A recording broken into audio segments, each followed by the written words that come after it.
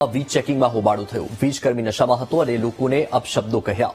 વીજ ચેકિંગ દરમિયાન લોકોને અપશબ્દો કહેતા હોબાળો થયો. પોલીસે સમજાવટથી મામલો થાળે પાડ્યો.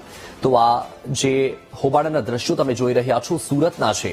સુરતના હથોડા ગામ ખાતેથી આ દ્રશ્યો સામે આવ્યા છે, જ્યાં વીજ ચેકિંગ દરમિયાન હોબાળો થયો હતો. વીજકર્મી નશામાં હતો અને લોકોને અપશબ્દો કહ્યા હતા, જેના કારણે લોકોમાં રોષ જોવા મળ્યો.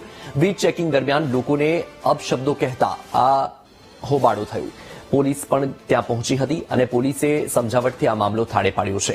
તો દ્રશ્યમાં પણ તમે જોઈ શકો છો કે લોકોમાં રોષ છે, કારણ કે વીજકર્મીએ તેમને અપશબ્દો કહ્યા.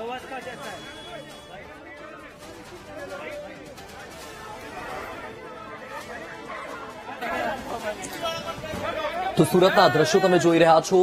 સુરતના હથોડા ગામેથી સામે આવ્યા છે, જ્યાં ડીજીવીસીએલનો કર્મચારી પહોંચ્યો હતો વીજ ચેકિંગ માટે અને તે દરમિયાન એ નશાની હાલતમાં હતો અને નશાની હાલતમાં લોકોને અપશબ્દો કહ્યા, જેના કારણે માથાકૂટ થઈ અને માથાકૂટ એટલી વધી ગઈ કે ત્યાં પોલીસે પહોંચવું પડ્યું અને સમગ્ર મામલો પોલીસે સમજાવીને થાળે પાડ્યો હતો.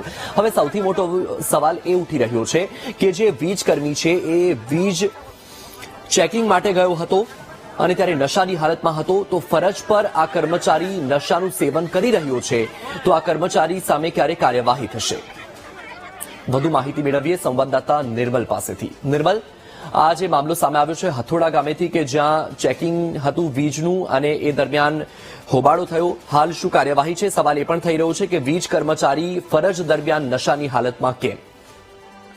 ચોક્કસથી વત્સલ કે જે પ્રમાણે ડીજીવીસીએલની ટીમ હથોડા ગામ વહેલી સવારે વીજ ચેકિંગમાં ગઈ હતી, ત્યાં વીજ ચેકિંગ દરમિયાન એક કર્મચારી ઘરમાં ઘૂસ્યો હતો. ત્યાં ઘરમાં ઘૂસતા ત્યાંના સ્થાનિક લોકોએ હોબાળો મચાવ્યો હતો કે આ જે વીજ કર્મી અત્યારે છે તે નશાની હાલતમાં છે અને હોબાળો મચાવતા જ પોલીસ પણ સાથે જ હતી. ત્યારે તાત્કાલિક કોસંબા પોલીસ ત્યાં ગામમાંથી નજીકમાં આવી ગઈ હતી અને જે સમગ્ર મામલો હતો તેને થાળે પાડવાનો પ્રયાસ કર્યો હતો, પરંતુ ગ્રામજનો જે કર્મચારી ભાગી ગયો હતો તેને જ બોલાવવાની માંગ કરી હતી. ત્યારબાદ પોલીસ દ્વારા તે કર્મચારીને લાવવામાં આવ્યો હતો અને તેને પૂછપરછ કરી તેની તપાસ કરવામાં આવી હતી અને પોલીસ દ્વારા સ્પષ્ટ કરવામાં આવ્યું હતું કે જે કર્મચારી છે તે હાલ તો નશાની હાલતમાં નથી, પરંતુ તેનું મેડિકલ પણ કરવામાં આવશે અને ત્યારબાદ આગળની કાર્યવાહી કરવામાં આવશે. અચ્છા નિર્મલ, માહિતી બદલ આભાર. તો સુરતની આ ઘટના છે કે જ્યાં વીજ ચેકિંગ માટે ડીજીવીસીએલનો કર્મચારી પહોંચ્યો હતો અને અપશબ્દો કહેતા આ હોબાળો થયો.